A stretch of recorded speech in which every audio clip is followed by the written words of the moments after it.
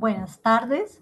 Este es el espacio de tertulia sobre filosofía de la ciencia, el cual es un espacio de diálogo y comunicación virtual en la cual se conversa sobre diversos temas relacionados con la filosofía de la ciencia, su historia, sus debates y controversias, sus relaciones con la filosofía de la tecnología y la sociedad.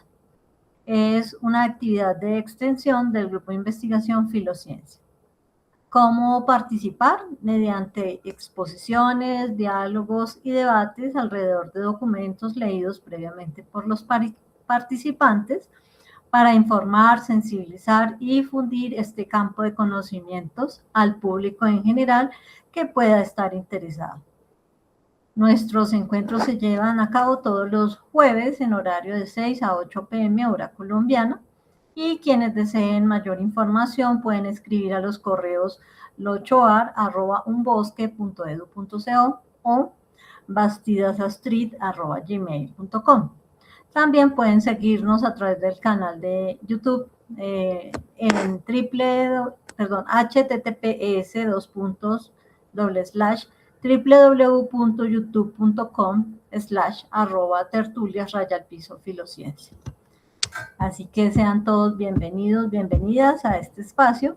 Y en la jornada de hoy vamos entonces a abordar un texto titulado El legado de dos mundos, explicar y comprender en la ciencia, notas para una exposición. Esta es una adaptación de Luis Francisco Ochoa, magíster en filosofía de la ciencia, y que tiene como trasfondo el texto tomado de la lectura del libro Filosofía de las Ciencias Humanas y Sociales de José María Mardones y Nicanor Ursúa, en el capítulo 1, titulado Aspectos Fundamentales, numeral 5, denominado Explicar y Comprender.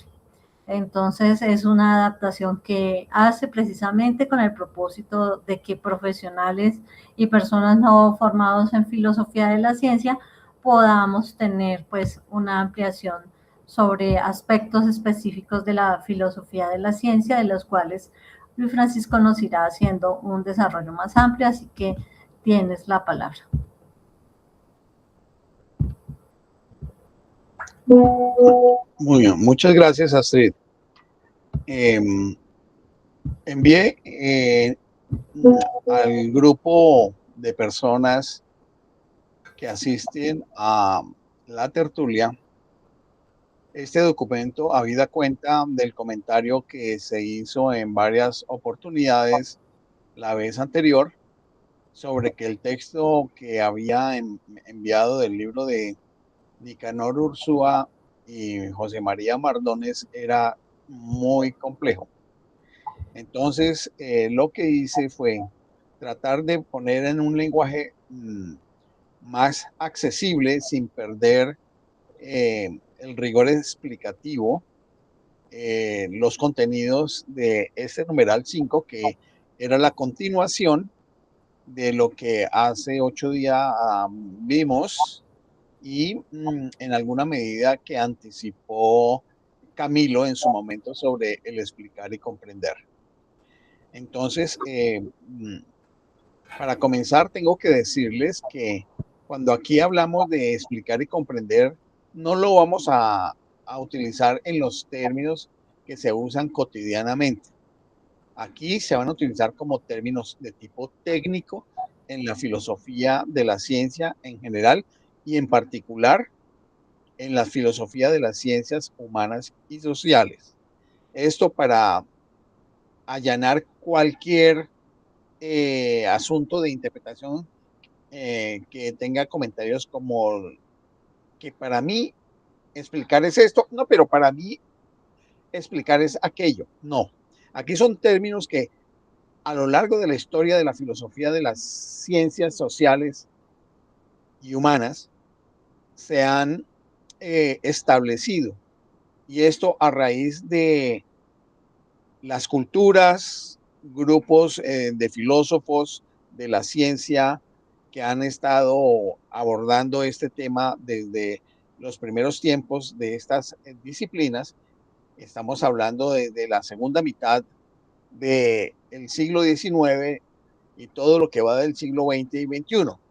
Por supuesto, esos términos explicar y comprender son términos técnicos de carácter interior en la filosofía de la ciencia en general y de la filosofía de las ciencias humanas y sociales.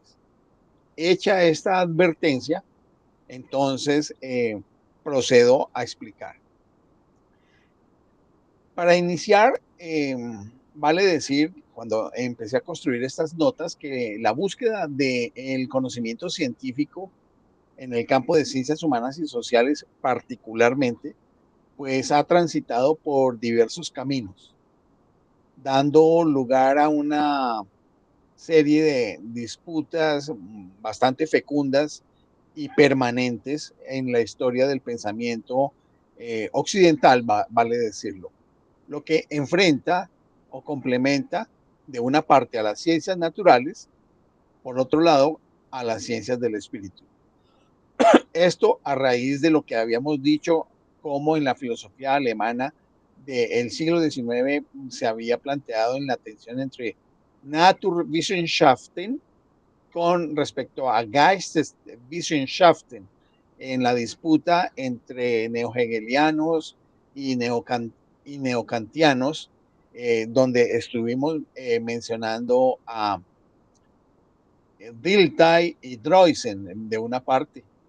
Y por supuesto, entonces vale decir que en el corazón de ese debate que se inició en la segunda mitad del siglo XIX, se encuentran dos conceptos fundamentales que definen sus respectivos métodos.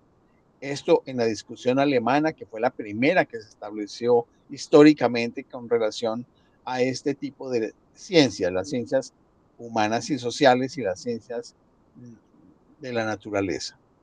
Está el término explicar, erklären, y el término comprender, verstehen. Lejos de ser solo herramientas técnicas, estos términos encapsulan visiones del mundo, posturas epistemológicas y una profunda reflexión sobre qué significa conocer la realidad. Por eso es que son epistemológicas, porque siempre cuando hablemos de una postura epistemológica estamos diciendo desde un punto de vista de cómo se concibe la construcción del conocimiento de la realidad. Y ya sea que esto se refiera a la naturaleza o al intrincado tejido de la vida histórica de las sociedades. Muy bien, pues el texto del libro de José María Mardones y Nicanor Ursúa, Filosofía de las Ciencias Humanas y Sociales, pues propone una guía a través de un complejo paisaje de ideas y de autores, mostrando las posturas de estos de una manera importante y moldeando de alguna forma la discusión que se plantea. Y con ese propósito fui construyendo estas notas. Lo primero que hay que discutir, pues es algo que de alguna manera toqué hace 8 días, y fue la participación de Dilthey y la fundación de lo que sería una cosmovisión interior de la subjetividad humana vista desde la perspectiva de las ciencias del espíritu.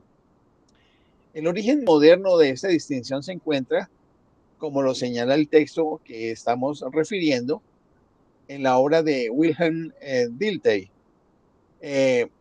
Para él, la diferencia no es solo metodológica, sino también ontológica. Y ya sabemos que cuando lo ontológico se toma en cuenta, se está refiriendo al tipo de objeto sobre el cual se dicen cosas. Y cuando hablamos de objetos, no estamos hablando solamente de objetos de corte físico, sino de aquello que es susceptible de ser conocido, que pueden ser cosas objetuales, pero también pueden ser cosas en términos de ideas, conceptos, procesos. El mundo de la naturaleza y el mundo histórico-social son radicalmente distintos, y esto lo consideraba claramente Dilthey. La naturaleza en su visión, de alguna manera, es muda, es ajena a la conciencia humana, es un escenario de fuerzas ciegas que solo podemos observar desde afuera, estableciendo regularidades y leyes causales, decía Dilthey. Y a este tipo de características atribuidas a la naturaleza es que Dilthey le dice que se puede denominar Erklärung, o sea, explicaciones por leyes causales reguladas causalmente. Valga la redundancia. Podemos medir la trayectoria de los astros, pero no podemos comprenderlos internamente. Y aquí viene la siguiente parte, pues. En cambio, la sociedad, entiéndase nuestro mundo, hablando humanamente, antropocéntricamente, el ser humano que conoce es a la vez el elemento del tejido social que busca comprender. Y entonces aquí viene el concepto comprender. Esta inmanencia, y se refiere a esta posibilidad de conocer desde el sujeto mismo, desde el ser humano mismo, es supremamente importante. ¿Por qué? Porque conocemos las situaciones sociales desde adentro o desde dentro, porque podemos reproducirlas en nosotros mismos como humanos gracias al ejercicio de la introspección y al ejercicio de la experiencia vital, a la vivencia, el Erlebnis, eh, como se dice en los textos alemanes. Podemos, con amor, con odio o alegría, acompañar la contemplación del mundo histórico. Esta capacidad de revivir la experiencia ajena en la propia interioridad es la base del Verstehen, o sea, la comprensión. A propósito, hace unas horas, nuestro querido amigo José Gersaín me envió un video acerca de un desfile militar de las Fuerzas Armadas cubanas, hecho con inteligencia artificial, y se mostraba cómo hacían gala de orgullo el desfile de estas Fuerzas Armadas cubanas, pero de una manera en la cual se mostraba de una forma supremamente pobre y risible el estado de las armas, de los sistemas de radar, de los sistemas de comunicación, y cómo Raúl Castro eh, eh, le daba de coscorrones al actual presidente de Cuba de cómo había dejado de deteriorar las Fuerzas Armadas. Por supuesto, eh, esta expresión tiene un mensaje. Esta expresión del video tiene una concepción que es risible, indudablemente, y que también tiene subyacentemente una intencionalidad con la cual se quiere ridiculizar, por un lado, el régimen de gobierno de la isla de Cuba, pero por otro lado, el desprecio con respecto a conceptos previos de lo que se considera la fortaleza, la modernidad, el progreso y la solidez de un régimen de gobierno. Entonces, esta capacidad de revivir la experiencia ajena en la propia interioridad, que fue el ejercicio que hizo José Gersaina al enviarme ese video, es la base de lo que en él sería un ejercicio, por supuesto, no científico, sino más bien cotidiano, de un Verstehen que él construyó y que me lo quiso compartir, y por supuesto es un ejercicio que produce hilaridad, indudablemente. Continuando con la exposición, para Dilthey, esta facultad de la interpretación, de la comprensión, no es un mero ejercicio intelectual, sino que compromete al ser humano en su interioridad y su completud, en su ser como ser humano entero, con sus afectos o desafectos y su voluntad. El conocimiento de la sociedad, aunque carezca de la precisión matemática de la física, posee una ventaja incomparable, la posibilidad de una comprensión íntima y profunda de sus objetos, que son en última instancia como lo somos nosotros. Otro aspecto, para ir entendiendo esta relación distintiva entre explicación y comprensión, sería ver cómo años después, ya en el siglo XX, Gadamer plantea la universalidad de lo que se llamaría el círculo de la comprensión o círculo hermenéutico. La hermenéutica del siglo XX, pues aquí está representada por Hans-Georg Gadamer, filósofo alemán que vivió, si no estoy mal, nació en 1900 y murió, creo que en el 2002. Fue bastante longevo.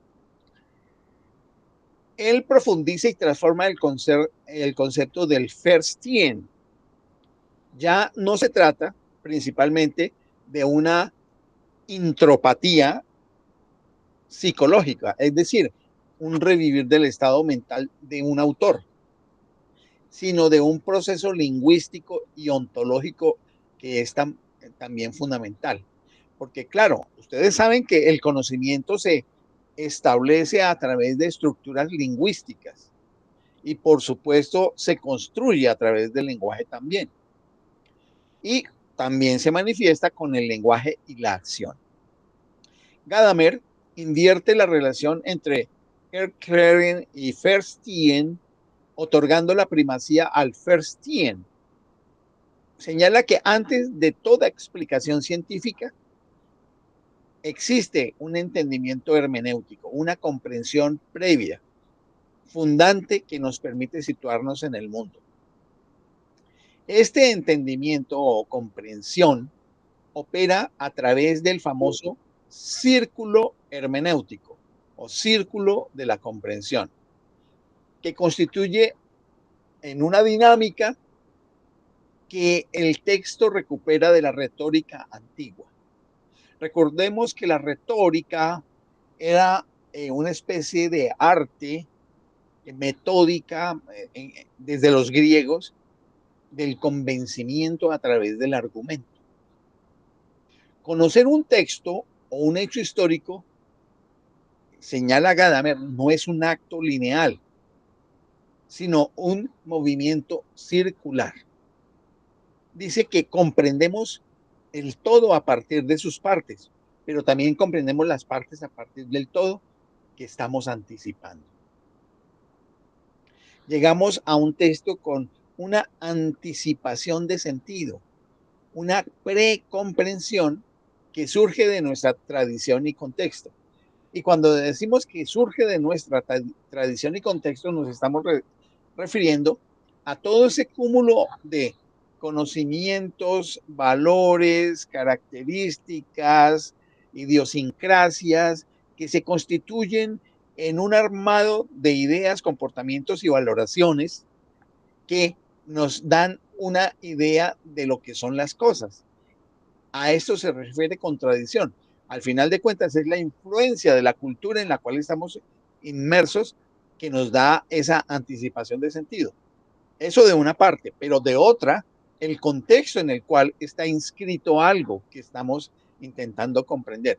Y el contexto es toda la red de relaciones de elementos que están constituyendo el fenómeno o la obra o el texto o los comportamientos humanos que estamos tratando de comprender en un ejercicio de comprensión.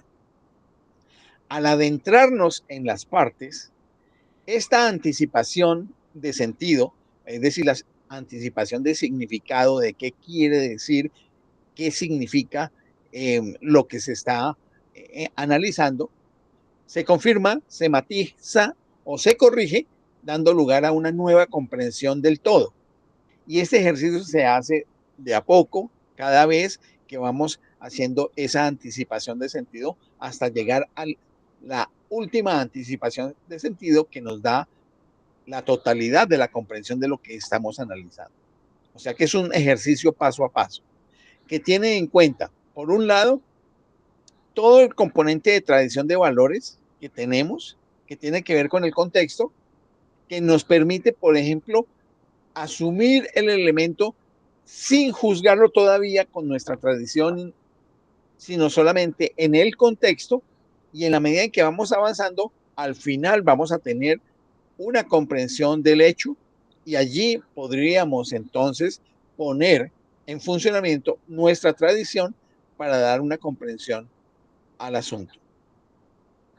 Por supuesto, algunos estarán pensando, bueno, entonces esto le daría paso y puertas abiertas al presentismo, que era algo que José Gersaín en su momento trató de defender la semana anterior. Vamos a decir que es cierto que eso lo permite, pero primero tenemos que hacer el ejercicio de la precomprensión, ubicándonos en el momento histórico, en el contexto de aquello que estamos comprendiendo, para que una vez hecho todo ese proceso circular que estoy señalando, después sí se puede tomar una postura desde ahora, pero reconociendo las diferencias históricas o los cambios en el tiempo en los cuales han transcurrido cosas que nos permite entender que lo que se decía en un momento determinado, pues ya no corresponde a las posibilidades de comprensión y de contexto que tenemos hoy.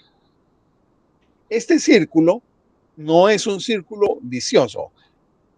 Señala Gadamer que es un círculo virtuoso que genera una condición de posibilidad para todo el conocimiento que tenga una significación. El criterio de validez no es una verdad absoluta ni tampoco inamovible, sino lo que él denomina, Gadamer, una rectitud de la comprensión. En otras palabras, la coherencia que se logra en ese ir y venir a través de ese ejercicio del círculo entre el todo y las partes, de acuerdo con aquello que se rompe en la medida en que se va avanzando en la comprensión, lo cual nos indica que no hemos fracasado en nuestra tarea. Para Gadamer, toda interpretación es, en esencia, una traducción del lenguaje del texto a nuestro propio lenguaje. Y claro, cuando él dice del texto, tenemos que explicar acá, un texto no es solamente un documento escrito, sea físico o digital. Un texto es un escenario. Por ejemplo, en el ejercicio que les dije del video que me envió José Gersaín, el video es el texto. Es un texto, porque es algo que tiene un contenido que tiene significación. Esto implica que el texto es un asunto que amplía o va más allá de una expresión lingüística, digital o física, sino puede ser todo un escenario de circunstancias que pueden ser interpretadas. Y por supuesto, entonces, toda interpretación es en esencia una traducción del lenguaje del texto a nuestro propio lenguaje. Es un diálogo en el que el pasado y el presente se fusionan. De ahí todo este ejercicio de la anticipación comprensiva que se va haciendo paso a paso en el ejercicio de interpretación.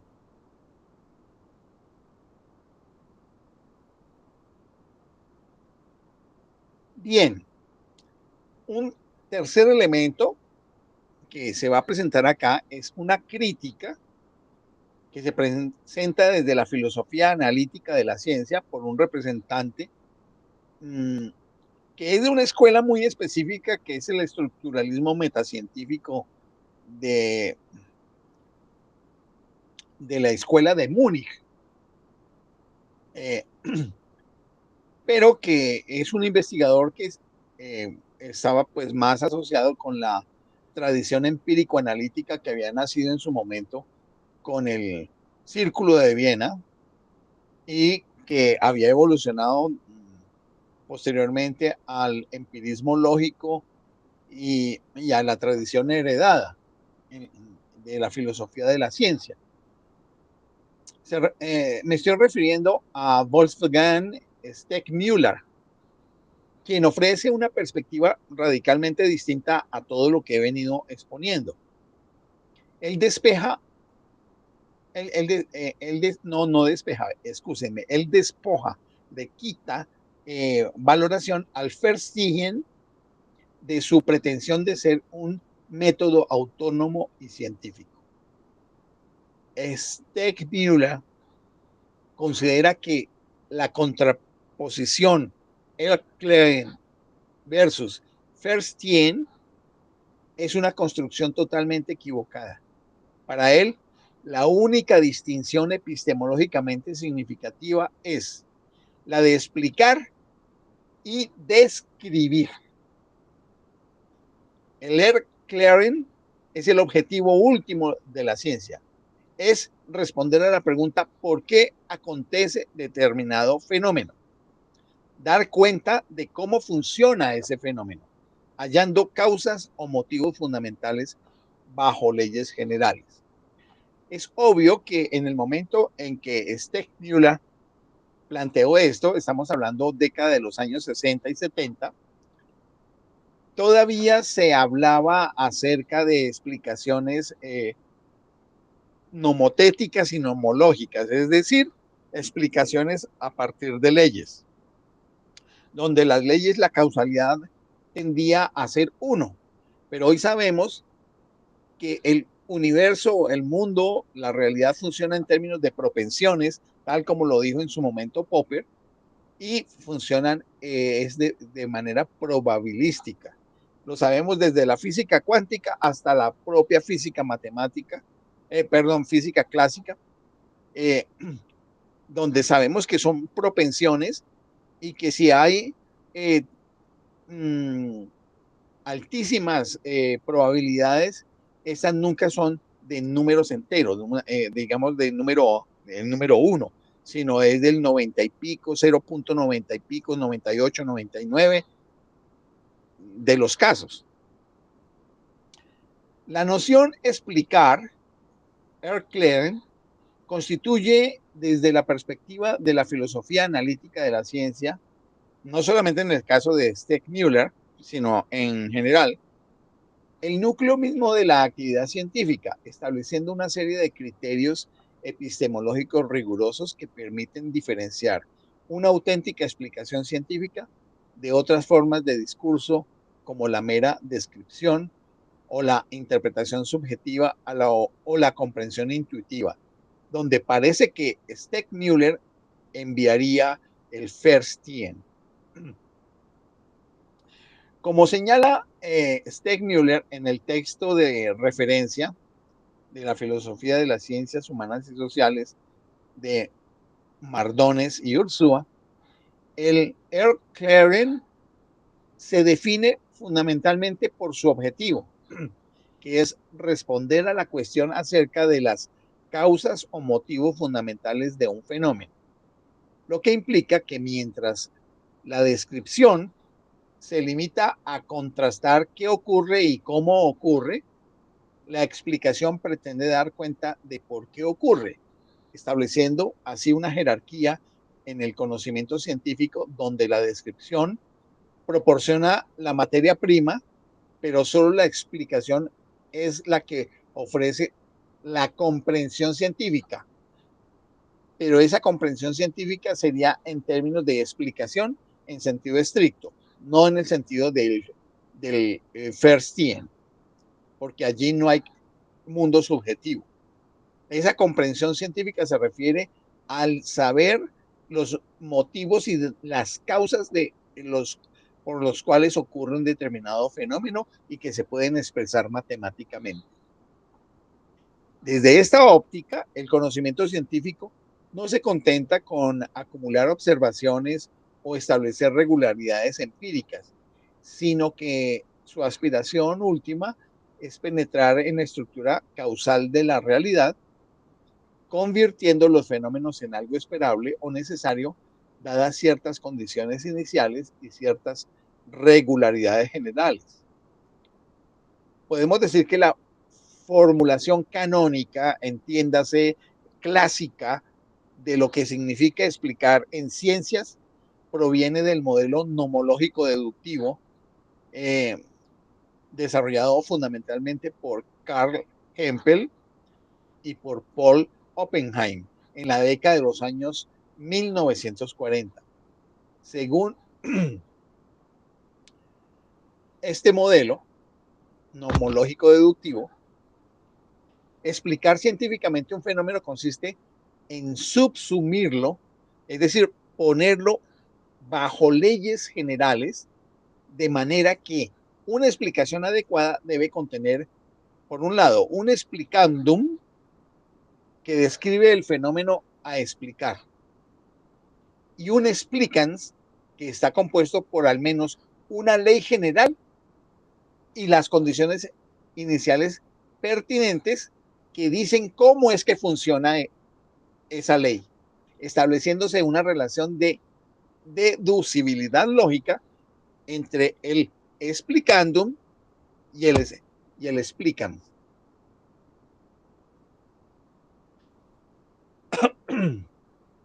Esto permite que el fenómeno pueda deducirse de las leyes y de las condiciones en las cuales el fenómeno está operando, generando así una simetría entre explicación y el otro componente atribuido a la ciencia en la visión empírico-analítica, que es el de la predicción, que permite anticipar bajo unas determinadas condiciones por operación de una ley de funcionamiento de los fenómenos que va a ocurrir en el futuro.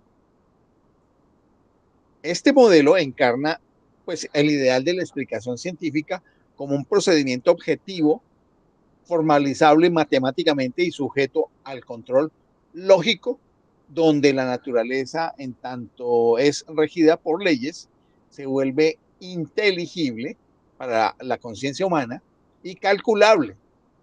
Y eso permite hacer mediciones, incluidas predicciones, proyectando este ideal también sobre el estudio de los fenómenos del comportamiento humano. O sea que también es posible que el air clearing se pueda establecer en las ciencias humanas y sociales. Esta es la crítica que viene inicialmente de Steckmüller, pero que después se amplía. Un aspecto central en la caracterización epistemológica del air clearing es su pretensión de universalidad metodológica, pues para la filosofía analítica de la ciencia no hay una diferencia esencial entre explicar un fenómeno natural y explicar una acción humana, ya que en ambos casos se trata de subsumir o poner bajo explicación lo particular bajo lo general, lo que implica una crítica radical a la pretensión que tenía Dilthey de que las ciencias del espíritu requieren de un método propio basado en la comprensión interna o Verstehen.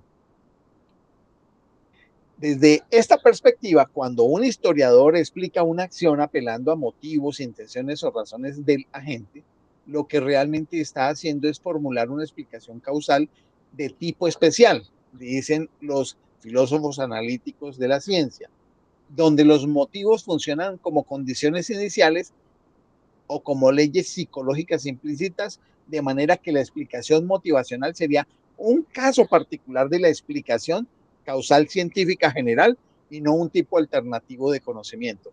Y aquí, entonces, ¿qué pasaría? Que el Verstehen parecería ser un caso especial dentro del gran contexto del air clearing, que va a explicar cómo es que opera la conciencia o conducta humana en el caso de las ciencias humanas y sociales, siendo la diferencia meramente de naturaleza, de leyes involucradas, pero no de una estructura lógica de la explicación, sino simplemente un caso especial. Desde esta epistemología, Steckmüller somete el pretendido método del Verstehen a una crítica que lo reduce a un procedimiento meramente heurístico, es decir, de búsquedas de contenido para la formulación de la explicación. En otras palabras, él señala que el Verstehen ayuda a encontrar posibles explicaciones, pero no puede verificarlas. porque la verificación es un acto que es propio de la investigación por causas, es decir, del air clearing, pues la sensación subjetiva de comprender puede ser engañosa y debe ser contrastada mediante métodos empíricos de carácter objetivo, pues aunque puede ser útil para generar hipótesis, sugiriendo posibles conexiones causales que merezcan ser investigadas, que sería el first TN, no proporciona ninguna garantía de que esas hipótesis así obtenidas tengan un carácter verdadero en la perspectiva de Steckmüller, al carecer de mecanismos de verificación, pudiendo inducir error tanto en la vida cotidiana como en la investigación histórica. Este peligro de error se multiplica cuando se trata de comprender acciones de personas pertenecientes a épocas pasadas o a culturas diferentes, pues el historiador puede proyectar sus propias categorías, valores y formas de razonar sobre realidades históricas radicalmente distintas, obteniendo una comprensión que no es más que un espejismo etnocéntrico, que es una de las manifestaciones del presentismo, como lo señalaba hace unos minutos. Además, incluso cuando el Verstehen parece operar mediante una identificación empática con el agente, la realidad presupone generalizaciones que son psicológicas y que son implícitas, que requieren una contrastación empírica independiente, pues la mera introspección no puede validarlas. Entonces, en este sentido, la tesis epistemológica central de Steckmüller es que la única distinción relevante para la teoría de la ciencia es la que existe entre explicar y describir, siendo la contraposición entre explicar y comprender una construcción vacía que genera confusión, pues la descripción responde a la pregunta por lo ocurrido, mientras que la explicación responde a la pregunta por las causas, de manera que el Verstehen, en el mejor de los casos, puede ayudar a formular descripciones más ricas de los fenómenos humanos, pero no puede sustituir la explicación causal, ya que una buena descripción de las intenciones de un agente histórico no constituye por sí misma la explicación científica, a menos que pueda conectarse con regularidades generales que permitan entender por qué esas intenciones de ese agente histórico en su momento llevaron a esa acción en esas circunstancias. Esta caracterización del air clearing en su crítica al Verstehen plantea un desafío fundamental a las ciencias humanas, pues si aceptamos que explicar es subsumir bajo leyes, entonces el estatuto científico de la historia, la sociología o la psicología depende de su capacidad para formular leyes generales y someter sus hipótesis a contrastación empírica que sea rigurosa, lo que no significa que estas disciplinas sean imposibles, sino que en la práctica los historiadores utilizan explicaciones que pueden reconstruirse como explicaciones incompletas o esbozos explicativos que apelan a regularidades implícitas, rechazando, eso sí, la pretensión de que exista una forma de conocimiento alternativa a la explicación causal basada en una supuesta captación directa e intuitiva de lo psíquico o de lo espiritual. Desde esta óptica, el Verstehen se reduce a un mero procedimiento heurístico, la fase previa y precientífica de la investigación. El intento del historiador de ponerse en el lugar del agente histórico, de revivir sus motivos, no es más que un experimento mental para generar hipótesis, que sería uno de los componentes, como ya lo decíamos, del ejercicio del círculo hermenéutico. Es una herramienta útil, común en la vida cotidiana para sugerir posibles explicaciones. Sin embargo, y esta es la crítica central, el Verstehen no ofrece ninguna garantía de verdad. Las hipótesis así obtenidas pueden ser profundamente erróneas y especialmente cuando se aplican a contextos históricos y culturales lejanos, donde nuestros propios prejuicios pueden llevarnos a introducir representaciones y motivos totalmente falsos. La comprensión que sentimos puede ser una completa ilusión.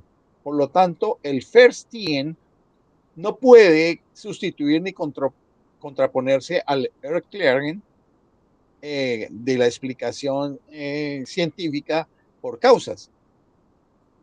Pues el FIRST no es un método de verificación. Las hipótesis que genera deben ser rigurosamente contrastadas con métodos de comprobación empíricos, con el material existente, como lo señalara en su momento a principios del siglo Max Weber, del siglo XX. La comprensión, en el mejor de los casos, sirve para generar preguntas y las hipótesis que la explicación científica causal deberá validar. Entonces, vale plantear la siguiente discusión en términos de conclusión de este ejercicio expositivo que estoy haciendo. Habrá o se podrá concebir que entre Erklären y Verstehen es imposible el diálogo y que son dos posturas que no tienen ninguna relación o que éstas obligan a una relación necesaria. Hemos planteado acá motivos y razones de peso, creo yo, en relación con la validez o necesidad del Verstehen, pero también hemos encontrado las críticas hechas desde la perspectiva de el Erklären, con razones y motivos también potentes. Entonces, vamos a mirar. Podemos decir que el recorrido por estas posturas nos muestra la evolución de un debate que está lejos de estar acabado. No está acabado este debate. Hoy, aún en 2026.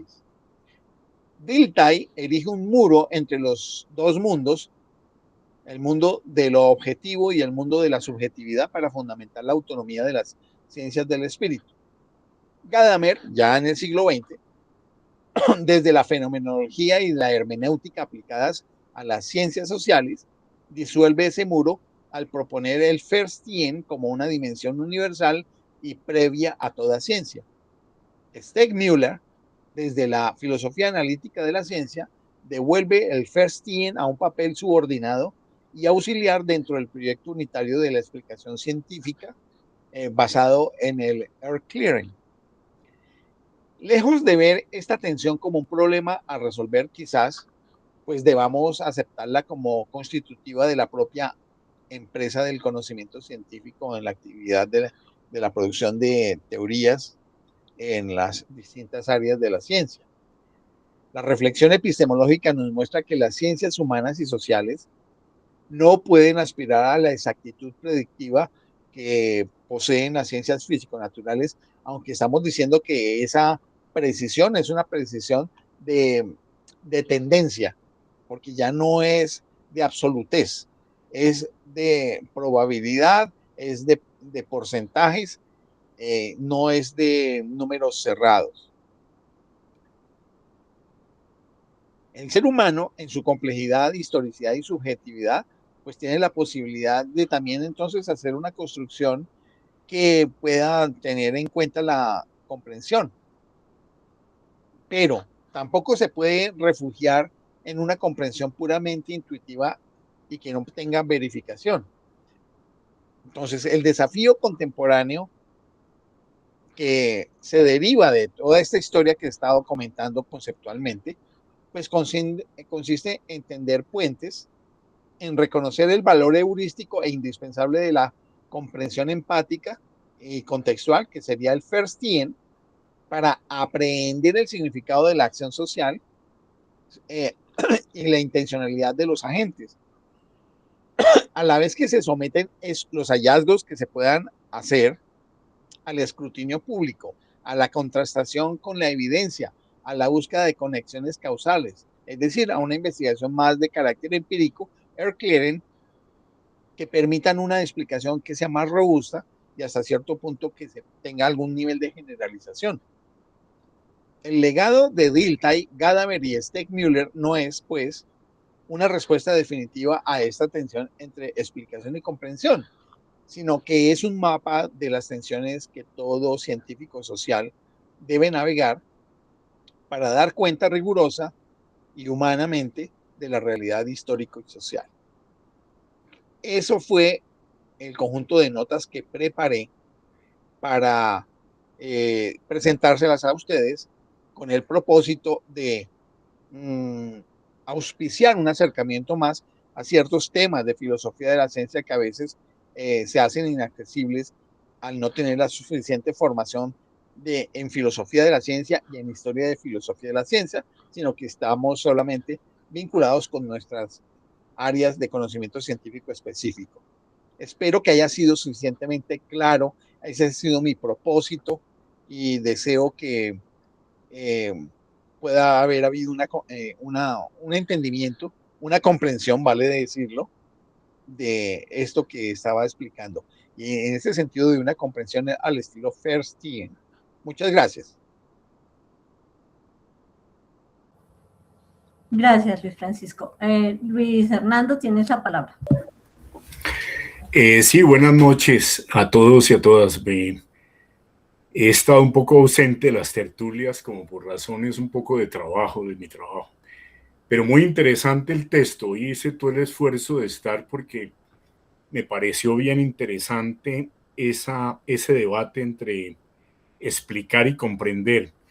Yo me inclino mucho, pues no hablo como experto para nada, yo me inclino mucho, simpatizo mucho con la posición de Gadamer sobre el sentido como ontológico del comprender, y lo que pondría como en discusión acá para la tertulia, me gustaría el concepto de Luis Francisco y de todos es, en el tema de la comprensión hay muchos elementos subjetivos e ideológicos. Yo lo intuyo mucho, lo digo de una manera de pronto muy intuitiva, por mi experiencia personal, etcétera, en las discusiones, y digo yo, por eso simpatizo mucho con la postura de Gadamer, se me hace la menos positivista, si se me permite el término, Luis Francisco me corregirá si es muy atrevido esa calificación, menos positivista que la de los otros autores, sobre todo la de Muir, se me va el nombre, bueno.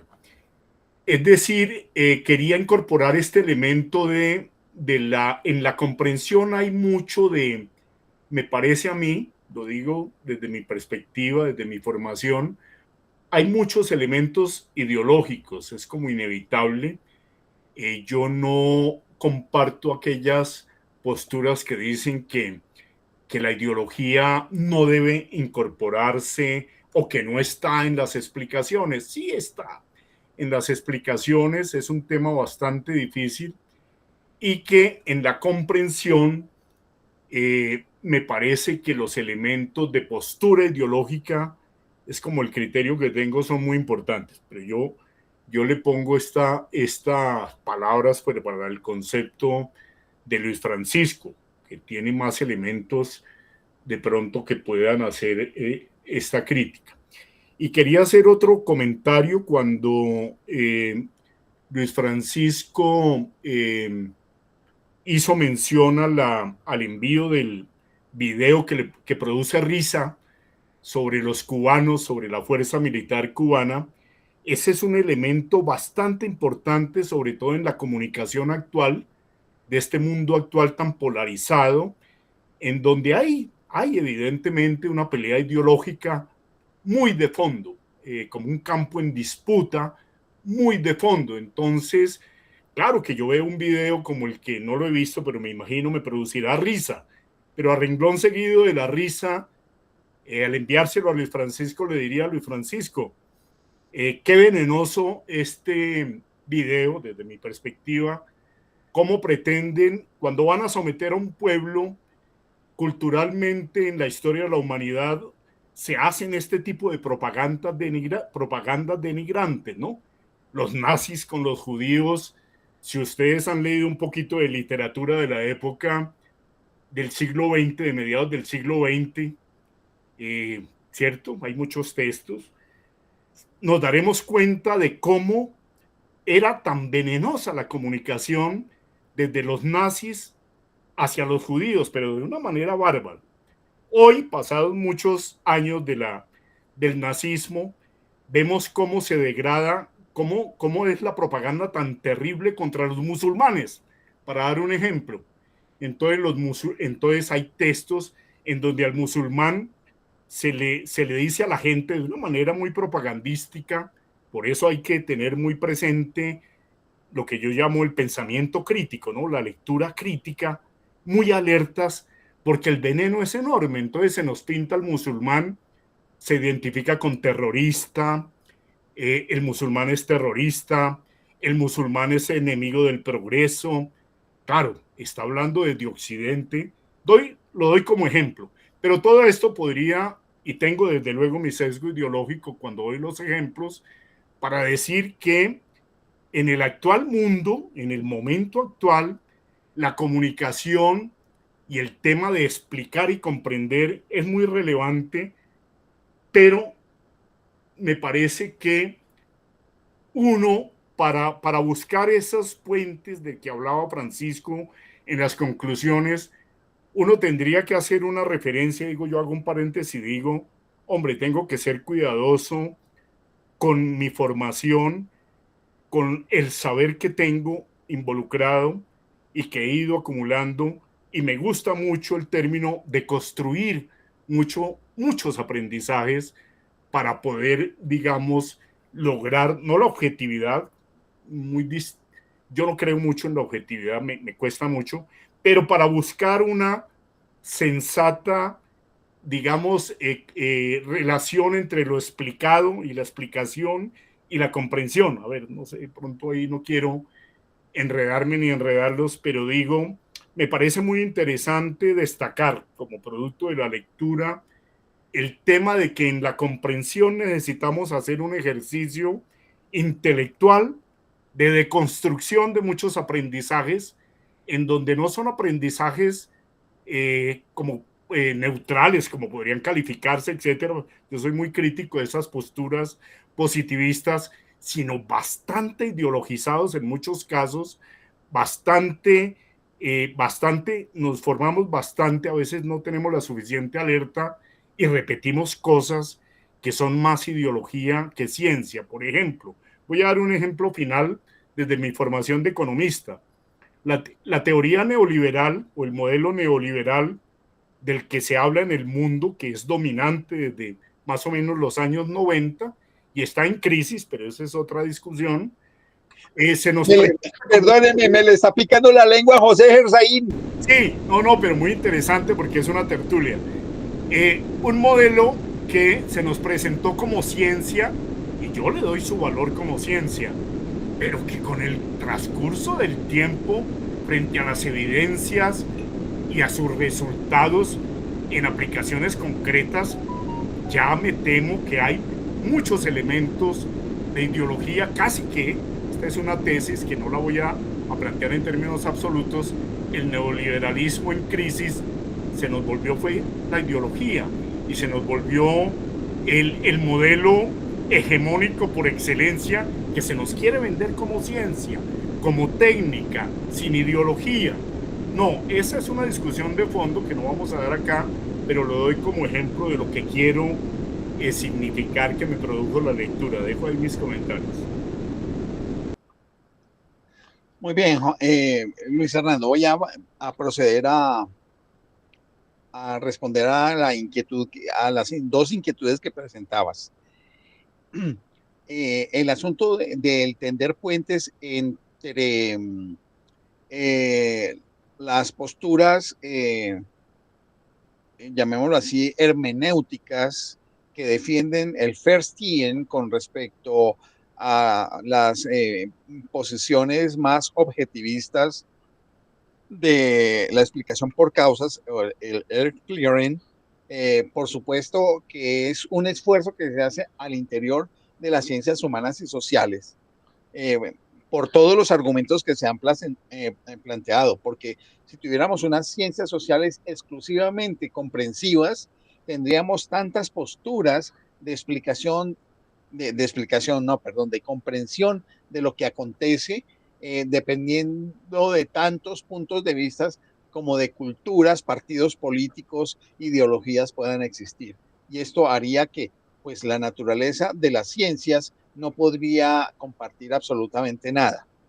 Por eso, el tender el puente para que haya un equilibrio entre la explicación por causas, indudablemente va a ser fundamental, porque eso también requiere una constatación empírica que, configurada con la comprensión de las interioridades, subjetividades y la explicación por intenciones o motivaciones, indudablemente puede dar algún acercamiento de entendimiento y de explicación en el campo de las ciencias humanas y sociales, lo cual nos marca este tender puentes, la dificultad y la falta de obtener una suficiente riqueza de lo que acontece en el campo de las ciencias humanas y sociales, porque, como tú bien lo dices y yo lo comparto, el conocimiento científico, tecnológico, el conocimiento tecnocientífico está pues atravesado por intereses, ya lo hemos planteado varias veces, a través del ejercicio del análisis de la tecnociencia en general y de la tecnociencia geoestratégica, y posteriormente lo que desarrollé como tecnociencia geoestratégica corporativa. En eso no hay ninguna discusión. Pero como estamos tomando un texto en este momento que tiene su origen en los años 70, cuando el tipo de discusión sobre tecnociencia no existía, estamos haciendo también el ejercicio hermenéutico de ver ese debate en ese tiempo. Y en ese sentido, pues la pretensión de mi explicación anterior de respuesta a tu primera inquietud es en los términos de esa época y no en los términos que tenemos ahora. Por eso hago esa diferenciación.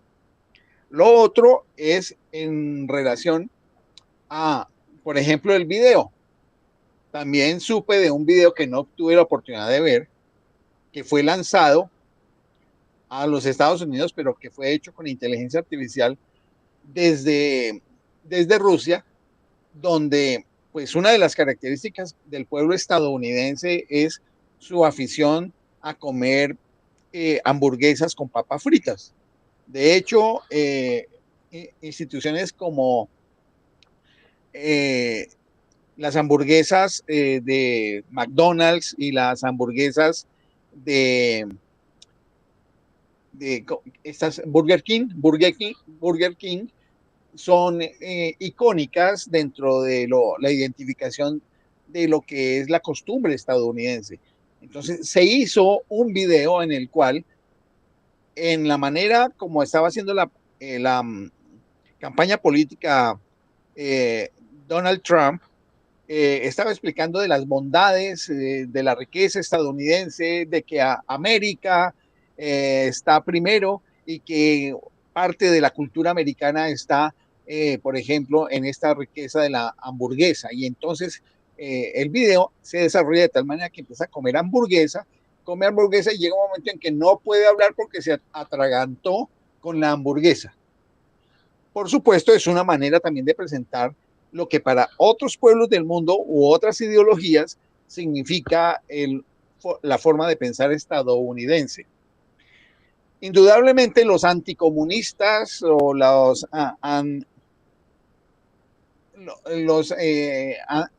que están en contra de los gobiernos autoritarios o que no tienen democracias representativas claramente establecidas, se burlan de la situación de Cuba, que es una situación totalmente lamentable hoy por hoy, habida cuenta de la crisis del petróleo, el bloqueo estadounidense desde hace más de 60 años, pero además de eso, del bloqueo que hay ahora con todo el petróleo que iba de Venezuela a Cuba, y lo que hace que no tengan energía eléctrica y no puedan oficiar su aparato industrial, el escaso que pueda tener Cuba.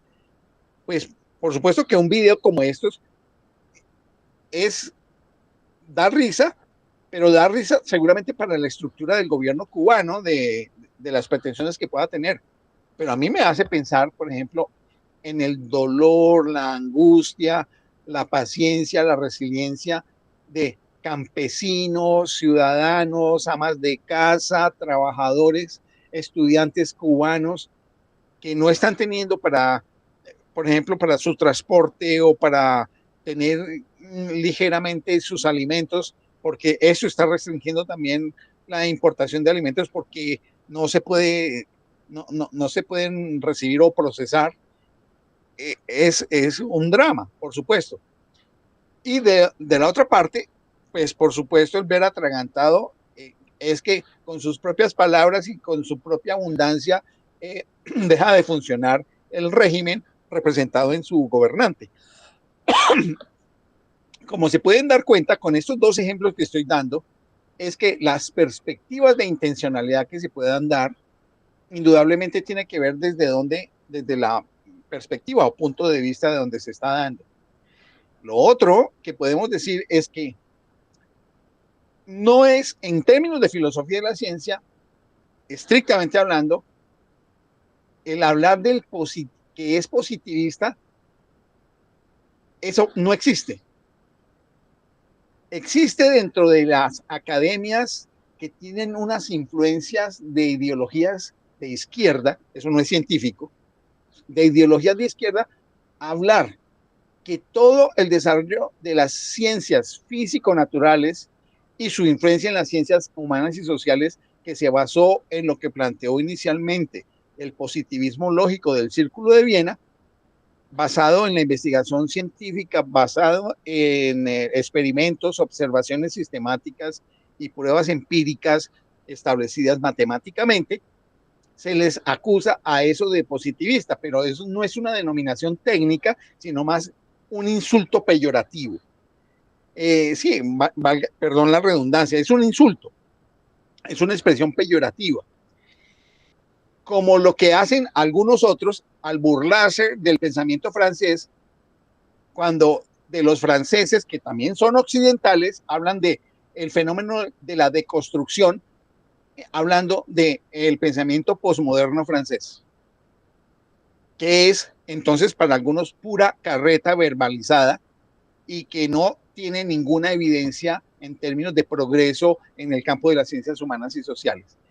Entonces, en el campo de la filosofía y la ciencia, procuramos ser cuidadosos con ello para no envenenar la discusión, ¿no? No envenenar la discusión y plantear las cosas de una manera simétrica. Cuando hablo de simetría, hablo como de justicia intelectual, y hay un principio en el campo académico y de la filosofía y la ciencia que se llama el principio de caridad intelectual, y es el poder respetar, a pesar de las diferencias, los conceptos que manejan otros, indudablemente. Eso, pues quería señalar como las dos respuestas a las inquietudes que me hiciste, apreciado Luis Hernando.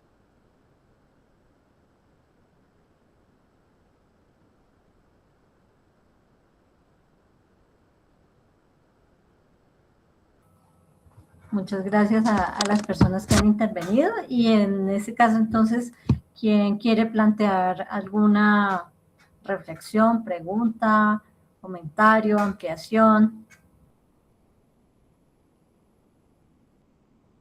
Sí, José.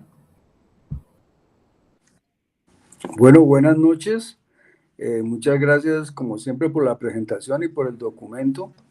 Me parece muy claro. Me pareció muy interesante que hayas logrado hacer este documento solamente a partir de notas y que uno al leerlo le encuentre el sentido y le encuentre cuerpo al mismo documento. Eso me parece un logro importante, porque todos llevamos notas de todo, pero vaya a darme algo coherente con ellas cuando no están claras ni siquiera en la cabeza. Muy bien, yo como bien lo que voy a plantear lo hago más desde mi experiencia actual y no lo voy a hacer tanto desde el tema económico, de mi formación como economista, más bien voy a plantearlo desde mis actividades un poco en el arte y en la literatura últimamente.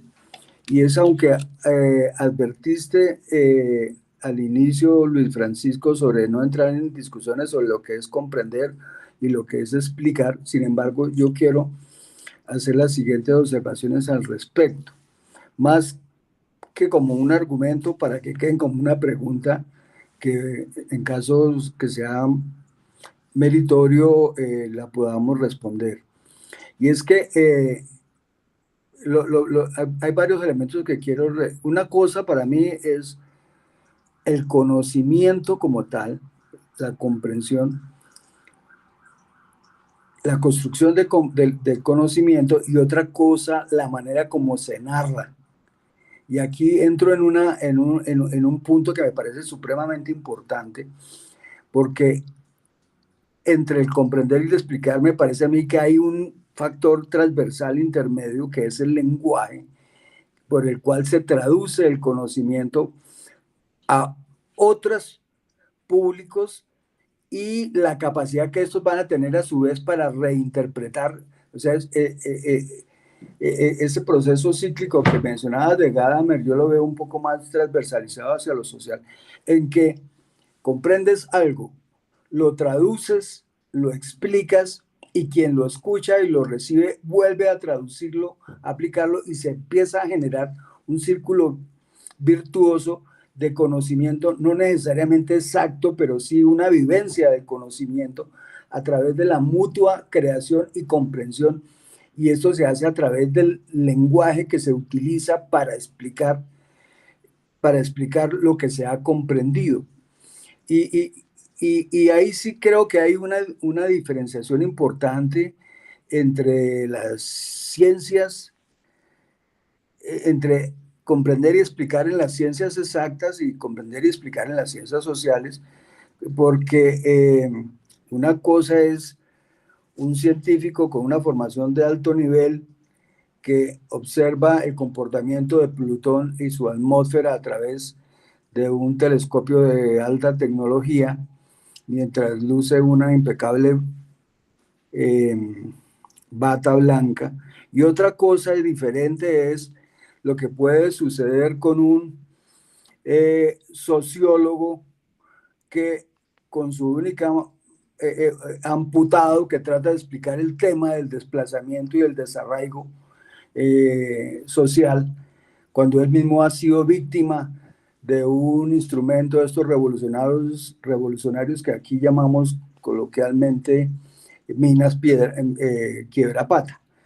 Entonces pienso que son, en el caso de las ciencias sociales, el observador, el que trata de comprender y explicar, hace parte del mismo fenómeno que trata de explicar, y eso es parte del lenguaje y de la lectura que retroalimenta el conocimiento. Entonces, puede que sea un factor que mengue la objetividad, pero porque puede enriquecer el contenido y la forma de entender el fenómeno.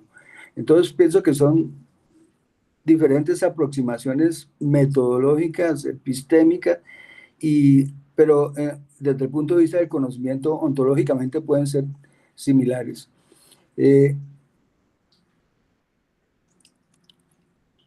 Hace como unos 15 años, cuando yo todavía estaba casado, en una celebración de algún tipo, tuve la oportunidad de viajar a Cuba, y algo que tengo yo como disciplina es que cada vez que hago un viaje a alguna parte, escribo un ensayo sobre la experiencia del viaje. En este caso particular, pues en ese momento escribí un ensayo sobre lo que ha sido la experiencia en Cuba, y realmente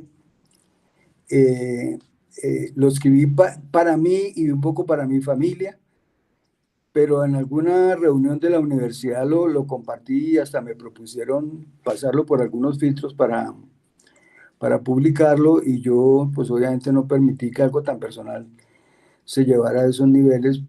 Pero cuando me llegó el video a que tú hiciste referencia, pues me trajo a valor presente la experiencia que yo mismo había vivido y las cosas que observé y pongo en el documento, y pues yo las puse en un lenguaje, en mi narración, en un lenguaje muy formal, y lo encontré en el video de alguna manera, ¿cómo diría yo?, caricaturizado, ¿cierto? Y traído a valor presente en esos términos. Son lecturas distintas, en momentos distintos, sobre un mismo fenómeno, uno muy personal y otro que llega de alguien que tiene la capacidad de traducir esa realidad a elementos caricaturescos, que la caricatura hace parte del arte. Entonces yo sí creo que esos elementos vale la pena tenerlos en cuenta desde a dónde comprendemos y cómo traducimos o cómo explicamos y el efecto de retroalimentación que esto genera en los receptores de ese conocimiento y esas explicaciones. Gracias. Más como pregunta, ¿no? Como inquietudes personales. Muchas gracias. Bueno, José Gersay, muchas gracias por tu participación. Por supuesto, no tendría yo una respuesta para ti desde el punto de vista técnico, porque es que tú no utilizaste el concepto técnico que desde el principio advertí que se iba a utilizar para lo que es explicar y lo que es comprender, que son conceptos técnicos de filosofía general de la ciencia y de la filosofía de las ciencias humanas y sociales. Tú utilizaste indiferentemente en términos de la cotidianidad las palabras explicar y comprender, pero eso que utilizaste pues no corresponde a lo que yo aquí expresé. Además que si tú vuelves a ver el video de la exposición, dije perfectamente cómo todo eso se traduce a través del lenguaje y de la acción. Entonces, básicamente eso sería lo que yo tendría que señalar. Muchas gracias.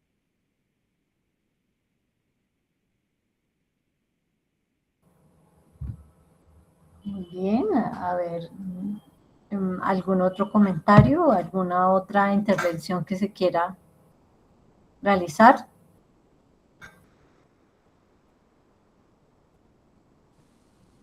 Hola, buenas noches. Buenas noches. Muchas gracias, Francisco, por el texto y muchas gracias a todos. Bueno, pues yo veo aquí un asunto que definitivamente, pues, como el mismo título del artículo, trata, es una disputa metodológica entre las ciencias naturales y las ciencias del espíritu o humanas. Entonces, pues, creo que puedo contribuir con esta comparación y síntesis de las posturas. Entonces tenemos a Dilthey, el conocimiento de la realidad histórico-social. Dilthey es el padre de esta distinción. Su objetivo era dar a las ciencias del espíritu un estatus epistemológico muy riguroso, como el de las ciencias naturales, pero con un método propio. La diferencia fundamental sería la interior versus la exterior. La naturaleza es muda y ajena. Para Dilthey, la naturaleza es algo externo. Podemos observarla, medirla, explicar sus regularidades mediante leyes, pero nos resulta intrínsecamente ajena, porque, digamos, no podemos saber lo que siente una piedra al caer. Eso es un mundo de exterioridad. La sociedad, que es nuestro mundo, por el contrario, eso es, digamos, la sociedad, la historia y la cultura están hechas por humanos y para humanos. Como investigadores somos, digamos, parte de ese mundo. Podemos comprenderlo desde dentro, porque nosotros mismos experimentamos estados similares. Amamos, odiamos, tenemos intenciones y valores. Digamos que esta es la vivencia interna, esta es la base de la comprensión. Las consecuencias para el conocimiento pues son, digamos que menos leyes, más complejidad. Dilthey reconoce que las ciencias del espíritu no pueden formular leyes universales y simples como las de la gravitación universal. La realidad histórico-social es, digamos, demasiado compleja y diversa y singular. Las regularidades son menores y menos precisas. La compensación es que la comprensión interna, a pesar de esta dificultad, existe una gran ventaja. El investigador es un elemento vivo de aquello que estudia. Puede acceder a la interioridad de los actores históricos porque son análogos a mí. Esta es una facultad de comprensión que implica a la persona en su totalidad y que no es solo intelecto. El amor, el odio, la pasión por el objeto de estudio no son obstáculos, sino herramientas que permiten una conexión más profunda. Entonces, la idea clave de Dilthey es, para que funda el Verstehen, es como el método específico de las ciencias del espíritu basado en la experiencia interna y la conexión vital del investigador con su objeto de estudio. Digamos que no es un método menos riguroso, sino radicalmente diferente. Ahora tenemos a Hans-Georg Gadamer, que es el círculo del Verstehen. Gadamer, desde la hermenéutica filosófica, profundiza en el cómo de la comprensión, alejándola de la idea de un simple método psicológico, como por ejemplo ponerse en el lugar del otro. Habla de la comprensión como estructura circular, o sea, el círculo hermenéutico. Gadamer retoma una idea antigua para comprender un texto o cualquier fenómeno humano. Debemos entender las partes desde el todo y el todo desde las partes. Hay una analogía del aprendizaje, por ejemplo, con los idiomas. No se puede entender una frase, o sea, el todo, si no se entienden las palabras, es decir, las partes. Pero a su vez, el significado preciso de una palabra, una parte, digamos, solo se entiende por el contexto de la frase completa, o sea, el todo. Este movimiento es constante y recursivo. Ese, digamos, sería como el llamado círculo de la comprensión. Y tenemos algo que mencionaba Gersaín, ¿no? Y, bueno, que se ha mencionado, que lo mencionó también nuestro amigo Fernando, la anticipación del sentido. Llegamos al texto como una idea previa o prejuicio, en sentido no negativo, sobre su significado. Al leer las partes, esta expectativa se confirma, se matiza o se rechaza, obligándola a reformular nuestra comprensión del todo y a reiniciar el ciclo. La comprensión auténtica es este diálogo constante entre nuestras expectativas y lo que el texto nos dice. Digamos que también hay una universalidad del lenguaje. Para Gadamer, todo entendimiento auténtico es interpretación y toda interpretación es lingüística. Ojo, comprender un texto histórico es en esencia traducir su lenguaje a nuestro lenguaje y horizonte actual. No se trata de revivir la experiencia del autor, sino de mediar entre su mundo y el nuestro. ¿Cómo? Pues a través del lenguaje. Aquí la idea clave es que Gadamer supera la idea del Verstehen o del Verstehen como acto empático individual y lo transforma en un proceso ontológico y universal. La comprensión, entonces, es la estructura fundamental de nuestra experiencia en el mundo. Y se da digamos, un círculo continuo entre el todo y las partes, mediado ¿por qué? Por el lenguaje. Para Stedtmüller, es una, digamos, la crítica desde la filosofía analítica, sería él representaría eso. Él representa la postura de la tradición empírico-analítica, que es profundamente crítica con el Verstehen como método científico autónomo. Hay una refutación de la dicotomía. Su primer y más contundente argumento es que la oposición Erklaren versus Verstehen es una construcción totalmente equivocada.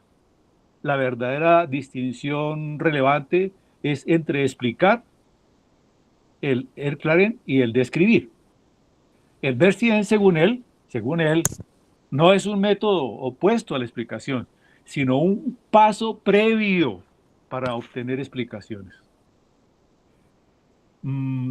El Verstehen como método heurístico o digamos como precientífico, para Stedtmüller, él reinterpreta el Verstehen como ponerse en el lugar del otro, revivir sus motivos, digamos como un simple experimento mental o identificación mental, que es algo que todos hacemos en la vida cotidiana.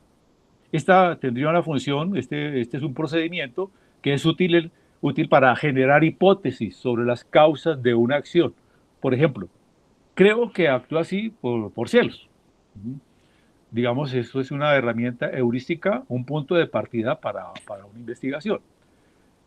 Digamos que el otro asunto de Steinmüller sería la crítica principal es la falta de validación. El ver 100 por sí mismo no garantiza la verdad, la verdad. Quiere decir, o sea, que yo sienta que comprendo un personaje histórico no significa que mi interpretación sea correcta. Puedo estar proyectando mis propios prejuicios modernos sobre él, lo que llevaría a un grave error. Creo que esto también lo hemos planteado. Nuestros amigos también lo plantearon. Entonces, hay una necesidad de comprobación empírica. Las hipótesis obtenidas mediante el BERT-TM deben ser verificadas con los mismos métodos que cualquier otra ciencia mediante test empíricos independientes, contrastándolas con el material empírico existente, documentos, datos, restos arqueológicos, en fin. Max Weber, a quien cita, ya era consciente de eso. Aquí la idea clave de Steinmüller es que reduce el BERT-TM a un paso preliminar, útil, pero no falible. Le niega el estatus de método científico autónomo y lo subordina al Erklärung, que para él es el verdadero objetivo de la ciencia, dar explicaciones causales verificables. Hasta ahí mi comparación de las hipótesis. Muchas gracias.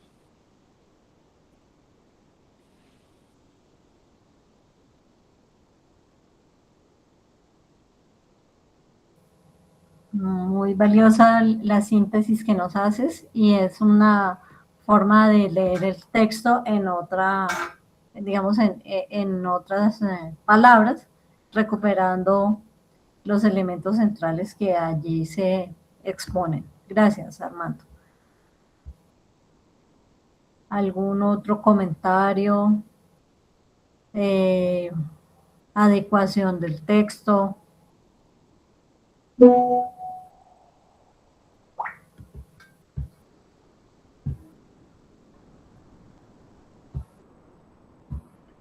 Bueno, yo estoy pensando lo siguiente, si veo que como en el día de hoy el texto parece ser que mayormente asimilado o comprendido sin perder pues el rigor que pudiera tener el original. No sé si será justo que para próximas ocasiones, entonces lo que yo haga es enviarle dos textos.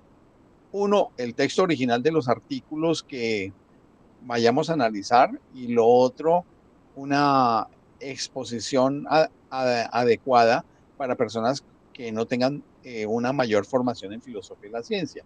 Yo no sé si, pues quiero someter esto en discusión de todos ustedes, si les parece que esto favorecería. Pues indudablemente me toca leer el documento y me toca construir las notas.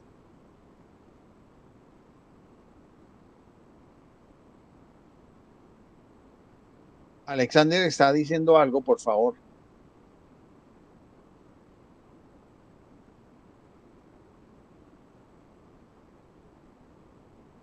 ¿Me pueden compartir el texto o el libro en el que está en fase de lectura? Si me colocas aquí, Daniel, tu correo, ya te lo puedo compartir, lo mismo que a Harold.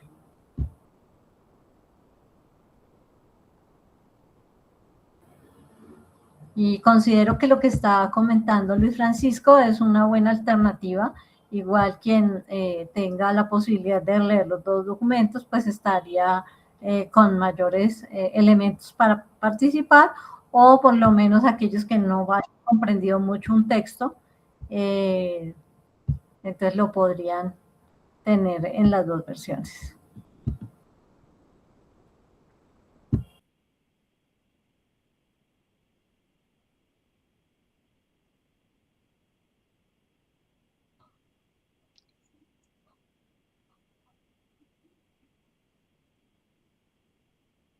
Este es el texto original. Y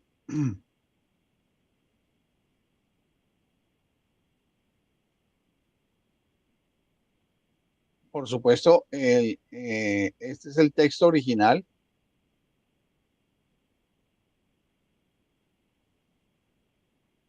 Y la lectura correspondía, está por acá, la lectura, explicar y comprender, que es el numeral 5. Es página 69. Ay, muchas gracias, te agradezco mucho. 69 a 72, 73 creo.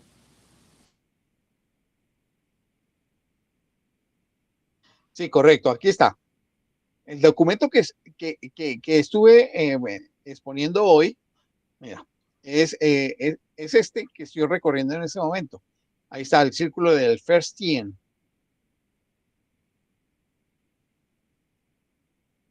Ese es el original. Entonces, Astrid, si les puedes enviar entonces este documento. Ahí está el numeral 5. Esto fue hasta la página 73. Página 69 a 73, como muy bien lo dijo Armando. Entonces, te agradezco, Astrid, si tú puedes hacer el envío a las personas sobre eso. Lo que yo expuse, pues está ya en el video será colgado en el canal de YouTube, porque por supuesto en lo que yo expuse, mis notas, hay unas explicaciones adicionales que no aparecen en el texto, pero el texto viene de una manera también bastante, llamémoslo así, especializada, y hay veces que hay temas ahí que de pronto resultan complejos para las personas que no tengan formación.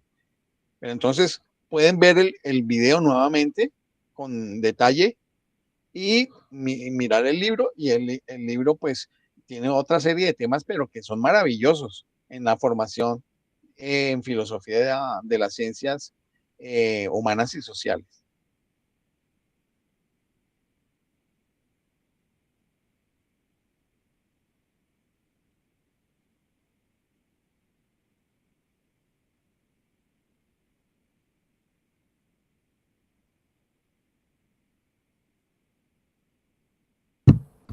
Bueno, en este momento les estoy haciendo ese envío de los dos documentos y también incluyendo a Harold y al otro compañero, a Alexander, para que sepan que les va a llegar. Y en el caso del comentario que hace Juan Pablo sobre que si hay la posibilidad de poder leer el artículo que el compañero hizo acerca de su viaje a Cuba, entonces ahí sí es lo que nos diga José Gersaín. Pues Astrid, es que esta es una tertulia sobre filosofía de la ciencia, Sí. No un documento no una tertulia de crónicas de viaje. Entonces en eso tenemos que ser suficientemente rigurosos. Ahora, si la persona está con la intención de querer leer lo que escribió José Gersaín, se puede comunicar con José Gersaín y él determinará si desea compartir o no esto. Me disculparán que sea así de tajante, pero es que aquí tenemos cierta disciplina o rigor intelectual, porque lo que se produce aquí se pone en video para que personas que están interesadas en esta especialidad puedan observar los videos.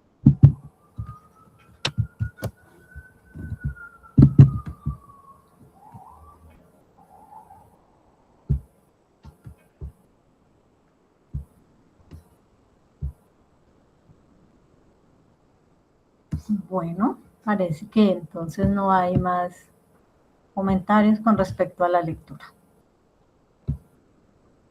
Bueno, les agradezco. Un saludo para todas y para todos. Y hasta el próximo jueves, quienes deseen compartir esta reunión digital. Muchas gracias, Francisco. Te mando un abrazo. Gracias, Astrid. Gracias a todos los compañeros. Vale, Gracias, Francisco, hermano. muchas gracias. Gracias a todos. Gracias, muy amable. Gracias. Gracias.